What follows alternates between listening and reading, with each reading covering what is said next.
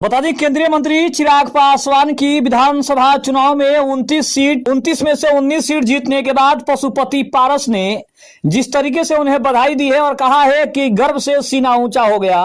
भतीजे ने जो काम किया उससे पूरा परिवार काफी खुश है और हम उम्मीद करते हैं कि आज नहीं तो कल हमारा परिवार एक बार फिर से एक होगा।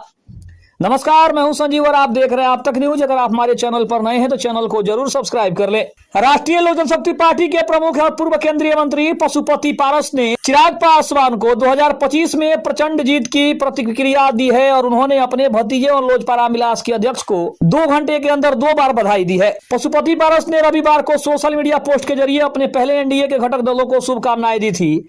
इसके लगभग 2 घंटे बाद उन्हें ट्वीट कर अलग से भतीजे चिराग पासवान को शानदार जीत की बड़ी बधाई दी है। पशुपति पारस ने अपने आधिकारिक हैंडल से ट्वीट कर लिखा कि बिहार में एनडीए को मिले प्रचंड बहुमत के लिए सभी घटक दलों को बधाई और शुभकामनाएं। आशा है कि एनडीए सरकार बिहार के विकास को नई दिशा देगी।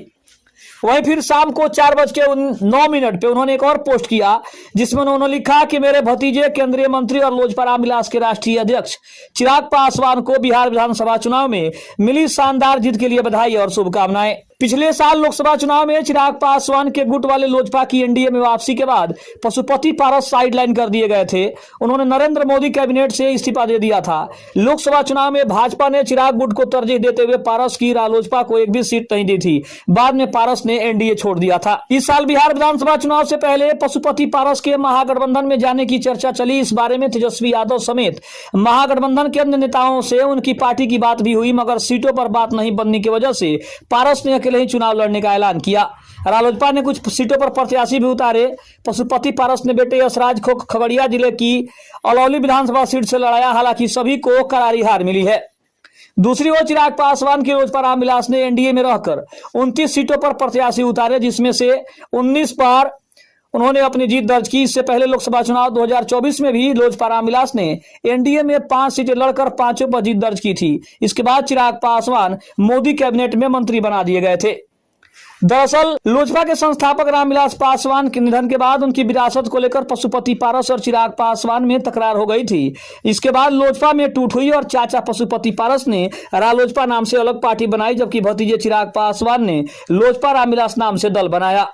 उस समय चिराग को छोड़कर लोजपा के अन्य सभी सांसद पशुपति पारस के साथ आ गए थे। इस कारण चिराग को एनडीए से बाहर भी होना पड़ा था। लेकिन अब चिराग पासवान की जीत पर जिस तरह से पशुपति पारस ने अपनी प्रतिक्रिया दी है, उससे एक बात और स्पष्ट हो जाती है कि क्या पशुपति पारस अब ये चाहते हैं कि सभी झगड़े को भुलाकर एक बार फिर से चिराग पासवान और उनकी पार्टी एक हो जाए, चुनाव चिन्ह एक हो जाए। क्योंकि जिस तरीके से चिराग पासवान ने शानदार प्रदर्शन किया है, उसको देखते हुए एक बात का तय कयास जो है वो बिल्कुल सही है कि अब पशुपति पारस भी चिराग पासवान को अपने साथ लाना चाहते हैं, क्योंकि उनको पता है कि अकेले वो किसी भी कीमत पर बिहार में कुछ खास प्रभाव नहीं छोड़ पाएंगे और कहीं ना कहीं दिन प्रतिदिन उनकी जो ढलान है वो और होती जा रही है और पार्टी कहीं ना कहीं बिखरने के कगार पर है। तो शायद हो सकता है कि चिराग पासवान को इसलिए भी वो अपने पार्टी में शामिल करना चाहते हो।